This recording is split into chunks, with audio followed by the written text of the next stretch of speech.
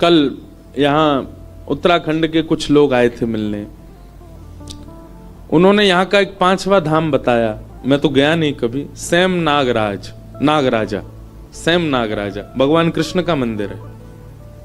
बोले महाराज जी ये उत्तराखंड का 5वां धाम है। जैसे 4 धाम तो सबको पता है, 5वां धाम। मैंने कहा अच्छा।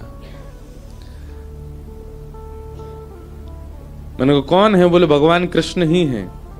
वहां के राजा पर कृपा करने के लिए ठाकुर जी वहां आ गए थे और फिर कहते हैं कि यहाँ की ऐसी मान्यता कि ठाकुर जी फिर वहीं रहे, इसीलिए कहे बोले पूरे हिमालय पर आप कहीं भी चले जाए महाराज जी, रास्ता आपको नागों की भांति ऐसे टेढ़े मेढ़े ही मिलेंगे।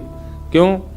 बोले स्वयं नागराजा ही भ्रमण करते गए और इस भाव से भ्रमण किए, हिमालय की प्रत्येक चोटी महादेव है और महादेव के गले में सर्प पड़ा है, इसलिए यहाँ के जो मार्ग हैं, पगडंडियां हैं, वो नाग के भांति ही हैं। प्रत्येक महादेव के गले में सर्प है, इस भावना से। तो स्वयं नागराज महाराज भगवान कृष्ण वो ऐसे ही चले पूरे मार्ग पर कि महादेव का वंदन करते हुए चले, इसलिए सब पगडंडियां ऐसी, ऐसा वो बता रहे थे। इतने रूप ठाकुर जी के, इतने अवतार क्यों? ठाकुर जी का इसमें स्वभाव पता चलता है। मानव का स्वरूप कैसा होता है? एक बार एक पदवी मिल जाने के बाद वो कभी उस पदवी का त्याग नहीं कर सकता, उस पदवी से नीचे नहीं आ सकता। आपने निमंत्रण दिया कथा सुनने, आइए हम ऋषिकेश में कथा करा रहे हैं। अगर वो पदवी वाला व्यक्ति होगा ना तो सब व्यवस्था पूछेगा, कहां रुकूंगा मैं, मेरे बैठने की व्यवस्था कहां होगी, मेरे लिए ऐसा करना है, ऐसा करना, आदि आदि। अरे भैया सुनने के लिए बुला रहे हैं तुमको। लेकिन पदवी वाला व्यक्ति अपनी व्यवस्थाएं पूछता है। ठाकुर जी कैसे हैं? त्रिलोकी ब्रह्मांड नायक हैं, लेकिन फिर भी मत्स्य बनने में उनको जरा भी मन में भावना नहीं, अपनी पदवी से कभी भी विलग होने में उनको संकोच नहीं होता। अरे मत्स्य तो फिर भी अच्छा है, जिसको पूरी दुनिया नहीं छूती। बराह सूकर तक बन गए ठाकुर जी। भगवान कहते हैं तुमको स्वयं की गंदगी स्वच्छ करने में लज्जा होती है, पर बराह सूकर तो पूरे विश्व की गंदगी साफ करता है। वह तक रूप धारण कर लिया ठाकुर जी ने। इसका मतलब क्या है? ठाकुर जी वर्सेटाइल हैं, वो एक रूप में नहीं रहते। वो अपनी पदवी कभी भी त्याग सकते हैं, उनके लिए पदवी प्रधान नहीं है। इसलिए ठाकुर जी ने अनेक रूप धारण किए। स्व अवतार प्रयोजनम। फिर अगला प्रश्न आया, किम कर्म? ठाकुर जी करते क्या हैं? ठाकुर जी का काम क्या है? वो तो काम से विहीन है, उनको कर्म बंधन तो होता नहीं, तो फिर ठाकुर जी करते क्या हैं? मैं भगतन को दास, भगत मेरे मुकुट मणि, मैं भगतन को दास। ठाकुर जी पता क्या करते हैं? जहां मार्ग नहीं है वहां स्वयं आगे चलकर के मार्ग प्रशस्त करते हैं। ठाकुर जी पगडंडी बनाते हैं ताकि पीछे आने वाले लोगों को दिक्कत ना हो। ठाकुर जी का कर्म क्या है? एक मानव के भांति पूरा जीवन जी करके ठाकुर जी दिखा देते हैं कि ऐसा ऐसा ऐसा ऐसा जीवन होता है, अब तुमको क्या करना है समझ लो। हमारे जीवन में घटने वाली हर घटना का उत्तर या तो रामावतार में या कृष्णावतार में, हर घटना का उत्तर।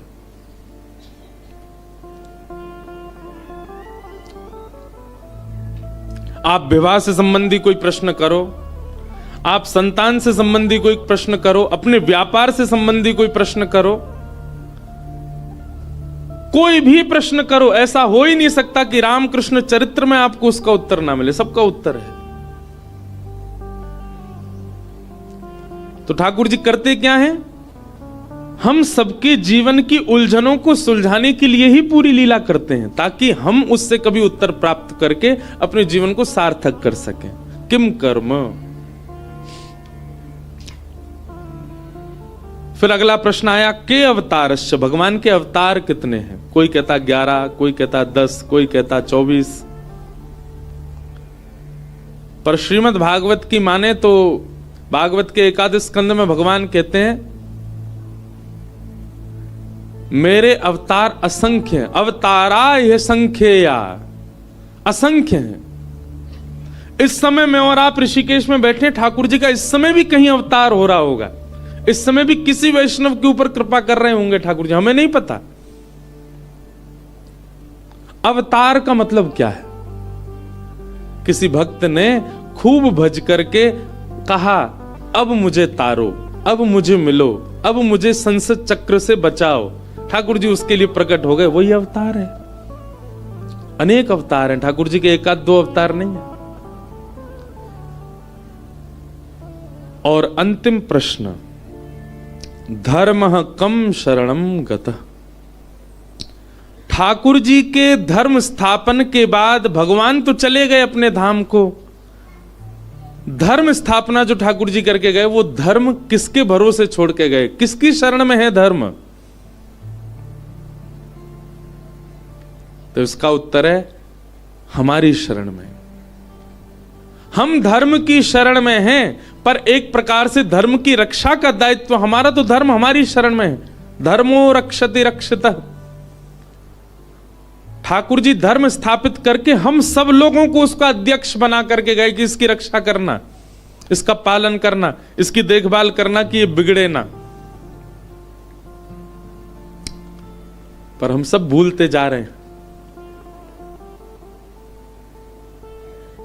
कहीं ना कहीं हम जब धर्म से विलक क्रिया करते हैं ना, तो ठाकुर जी हमको जरूर पूछेंगे कि भाई इसलिए अध्यक्ष बनाया था तुमको धर्म का। मानव बनकर के यदि पृथ्वी पर आए तो इसका मतलब यह है कि धर्म की रक्षा करना हमारा कर्तव्य है, दायित्व है। ये 6 प्रश्न हैं और इन्हीं 6 प्रश्नों का अब विस्तार से वाचन होगा, वही श्रीमद् भागवत है। सूत जी महाराज मंच पर विराजमान हैं, सौनकादि ऋषि प्रश्न कर रहे हैं और श्री सूत जी महाराज उनके समस्त प्रश्नों का उत्तर दे रहे हैं।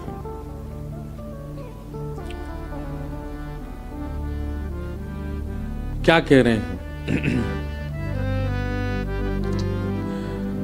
धर्मस्य यापवेगस्य नार्थोत्थायोपकल्पते नार्थस्य धर्मैकान्तस्य कामोलाभाय स्मृत। धर्मस्य व्याप वर्गस्य, बहुत ध्यान से सुनिएगा। हमारा धर्म क्या है? अपवर्ग, पवर्ग नहीं है। सब लोग इधर देखो, बहुत ध्यान से सुनो।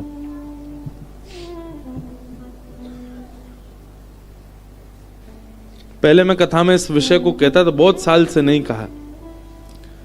धर्मस्य व्याप वर्गस्य। हम सब लोगों ने हिंदी पढ़ी है अपने स्कूल में, तो हिंदी में पवर्ग शब्द पढ़ाए गए। चवर्ग, तवर्ग, टवर्ग, कवर्ग, पवर्ग। पवर्ग शब्द कौन कौन से होते हैं? प, फ, ब, भ, म। कई सारे बालक बैठे हैं, उनने तो पता ही नहीं जाने क्या है ये। होठों के स्पर्श से जो शब्द बोले वो पवर्ग शब्द हैं। प, फ, ब, भ, म।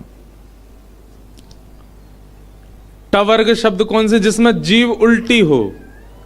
ट, ठ, ड, ढ, ण। तवर्ग शब्द कौन से? जिसमें जीव दांत को स्पर्श करे। त, थ, द, ध, न। चवर्ग शब्द च, छ, ज, झ, झ। ऐसे ये सब शब्द कोश में पवर्ग शब्द आते हैं। प, फ, ब, भ, म। और यहां लिखा है धर्मस्य याप वर्गस्य। देखो, अगर कोई हिंदी नहीं जानता हो तो शास्त्र कैसे समझे? संस्कृत तो बहुत दूर की बात। सूत जी महाराज कह रहे हैं हमारा, देखो संत जन जो होते हैं ना, विद्वान जन जो होते हैं वो संकेत में बात करते हैं। किस में बात करते हैं? संकेत मतलब इशारा, और समझदार को इशारा काफी। हमारे गुरुदेव भी हमसे कहते हैं कि कभी कभी कथा में विषय का ज्यादा खुलासा नहीं किया करो। मैं कहता हूं हमारे गुरुदेव आजकल के बच्चे सुनते हैं तो उनके लिए थोड़ा करना पड़े। बोले नहीं, फिर भी ज्यादा मत खोलो, थोड़ा सा संकेत दो, बाकी उनको सोचने दो। लेकिन आजकल के विचित्र हैं श्रोता, सोचते तो है ही नहीं, कथा सुन के चले गए, बस जितना सुनो उतना काफी। थोड़ा विचार करना, आपको होमवर्क मिलना चाहिए, थोड़ा खुद भी विचार करो। पर इस विषय को हम खोलते हैं। धर्मस्य यापवर्गस्य, धर्म अपवर्ग है, पवर्ग नहीं है। पवर्ग में शब्द होते हैं प, फ, ब, भ, म, यानी कि धर्म को इन 5 स्थानों पर करना उचित नहीं माना जाता।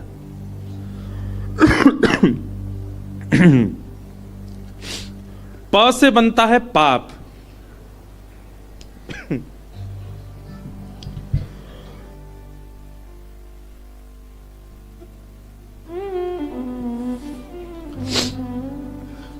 ऋषिकेश आए और ये ना हो दिसंबर में, वो भी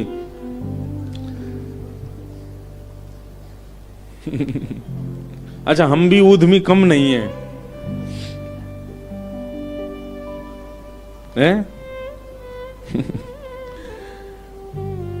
ऐसे डोलते हैं पहाड़ों में खुले कानों से, गाल से, तो फिर सर्दी तो लगनी है।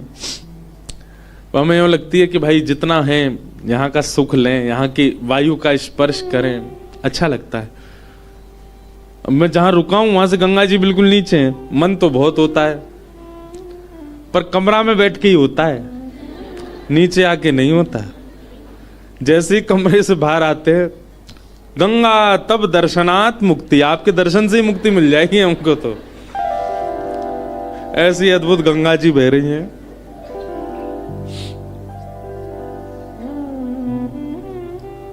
मैं एक बात कहा करता हूं ना कथा में, बंधुओं, जिसकी उपस्थिति से आपके चित्त के विकार समाप्त होने लग जाएं, जिसकी उपस्थिति से आप स्थिर होने लग जाओ, अस्थिरता चली जाए, जिसकी उपस्थिति से, जिसके दर्शन से आपका चित्त शांति का अनुभव करे, जिसके स्पर्श से आपको अत्यंत सुख का अनुभव हो, जिसके रसस्वादन से आप परम पवित्रता का अनुभव करो, समझना या तो वो कोई भगवद पार्षद है या साक्षात भगवान है। गंगा उनमें से एक है। श्री गंगा जी का दर्शन स्थिरता देता है। आप बहुत देर तक गंगा जी को देख सकते हो, आपका मन विचलित नहीं होगा। गंगा जी का स्पर्श आपको अत्यंत शीतल, अभी तो बहुत ही ज्यादा शीतलता का सुन्न भी कर सकती हैं, पर वैसे गंगा जी का स्पर्श शीतलता का अनुभव कराता है। गंगा जी का पान, एक घूंट भी आप लेंगे ना तो आपकी जीभ से लेकर के आपके गर्भ तक ऐसा अनुभव होगा कि जैसे मानो कितना पवित्र हो गया हो। श्री गंगा जी का स्पर्श करके वायु भी इतनी पवित्र सी लगती है कि ऐसा लगता है मानो सर्वांगीण पवित्रता आ गई हो। ऐसा ही स्वरूप यदि किसी व्यक्ति के द्वारा, व्यक्ति के उपस्थित होने पर भी होता हो, तो यही समझो कि वो भी कोई भगवत पार्षद या भगवान ही है, जिनकी उपस्थिति से अपने आप सब बदलने लग जाता हो, आपका वातावरण शुद्ध होने लग जाता हो।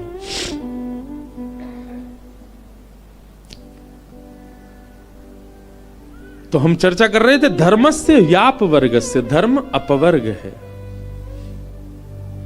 प फ ब भ म, पाप पहला शब्द। पाप हो जाने के बाद और फिर धर्म मार्ग पर जाना, अरे मुझसे तो पाप हो गया, हे हनुमान जी महाराज मैंने बहुत बड़ी गलती कर दी, हे दुर्गा मैया मुझसे अपराध हो गया, हे गंगा मैया मैंने पाप कर दिया, मुझे क्षमा कर दो। हर की पौड़ी पर लगे डुबकी मारने। लोग बागों से पूछो गंगा स्नान करते क्यों नहा रहे हो भैया, इतनो पाप धोने आए हैं भैया, अपने जीवन के सबरे पाप मिटावे आए। पाप हो जाने के बाद उसके प्रायश्चित रूप में धर्म का आश्रय लेना, यह उत्तम धार्मिक व्यक्ति का लक्षण नहीं है। जैसे बहुत ध्यान से सुनना, हमारे द्वारा की गई क्रिया काउंट होती है। जैसे हम पुण्य करते हैं, हम धर्म करते हैं, हम दया करते हैं, हम नाम जप करते हैं, हम भजन करते हैं, हम कथा सुनते हैं, ये सब गिनती होती है। पर पाप करने के बाद जब आप धर्म के मार्ग पर जाते हैं, उस पाप की निवृत्ति के लिए वो काउंट नहीं होता। आपका पाप निवृत्त हो जाओगे, आप पाप का प्रायश्चित हो जाएगा, पर वो की गई क्रिया कहीं काउंट नहीं होती। और दुनिया पूरी गंगा जी में डुबकी इसीलिए लगा रही है कि मैंने जो पाप किए वो नष्ट हो। आपकी एक भी डुबकी काउंट नहीं हुई। अब तक कितनी लगा ली होंगी, सब जीरो हो गई हैं, क्योंकि आपने पाप के बाद पाप की मुक्ति के लिए उसको प्रयोग, मतलब सीधी बात है, किसी कारण से यदि धर्म का मार्ग आप चुनते हैं तो आपका धर्म श्रेष्ठ नहीं माना जाता। और उनमें भी विशेष है ये 5। पा से बनता है पाप। पाप के बाद किया गया धर्म काउंट नहीं होता। पाप निवृत्त हो जाओगे पर काउंटिंग नहीं होगी उसकी। प फ दूसरा शब्द है फ। फ से बनता है फल की प्राप्ति के लिए किया गया धर्म। बद्रीनाथ क्यों जा रहे हैं? कुछ फल मिले। कुंजापुरी क्यों जा रहे हैं? कुछ फल मिले। केदारनाथ क्यों जा रहे हैं? कुछ फल मिले। वृंदावन क्यों जा रहे हैं? हमें कुछ फल मिले। इसका फल क्या मिलेगा हमको? फल की प्राप्ति से किया गया धर्म भी श्रेष्ठ धर्म नहीं माना जाता। आप कर सकते हैं, उसके बदले फल मिल जाएगा आपको, पर वह धर्म आपका जो है काउंट नहीं किया जाएगा। उस धर्म में भले ही आपने ब्राह्मण सेवा की हो, भले ही गंगा स्नान किया हो, भले ही तीर्थ यात्रा की हो, उससे फल मिलेगा, पर वो धर्म काउंट नहीं होगा। प से पाप, फ से फल, प फ, फिर अगला शब्द है व की भ। भ प फ ब। फ ब। ब से क्या बना? बंधन।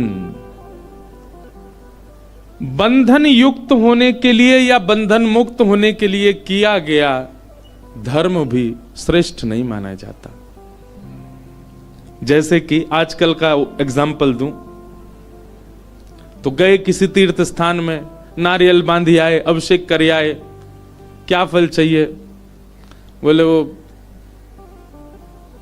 तीसरी गली में एक रहती है, उससे ब्याह हो जाए हमारा। मनोकामना मांग रहे। पीपल के पेड़ पर लाल कपड़ों से महाराज भर दिया पीपल पूरा। पंडित जी ने बताया सुबह 4 बजे उठना प्रारंभ करो, 4 बजे उठ के स्नान ध्यान करके ठाकुर जी सेवा करो। ठाकुर जी की सेवा से मतलब नहीं है, वो मिलनी चाहिए हमको, उससे ब्याह करना है हमको, उसके लिए चाहे जो हमको नियम बता दो। बंधन युक्त होने के लिए आप धर्म का आश्रय ले रहे हो, और वैसे ब्राह्मणों को पूछते नहीं है, वैसे धर्म का कोई स्थान नहीं है, पर हां फेरा तो अग्नि जला के ही लेंगे। हे ब्राह्मण देवता, आप अच्छे से मंत्र बोल देना। ब्राह्मण देवता हमें वो 7 वचन जो है बोल बोल के समझाना। आजकल तो फेर ब्याह आदि तो देखने लायक ही नहीं रह गए। एक नए होते हैं म्यूजिकल फेरे, किसी के हुए हों तो क्षमा, अगर यहां पर, क्योंकि आजकल ट्रेंड में चल रहा है, उसमें एक एक चीज गा गा के की जाती है। अरे राम, मैंने एक आध ब्याहों में देखा, मेरा तो हृदय घबरा गया। कहां वेद मंत्र होने चाहिए, कहां पर मंत्रों की मर्यादा होनी चाहिए। अब तो उसका स्वरूप ही बहुत विचित्र होता जा रहा है विवाह का।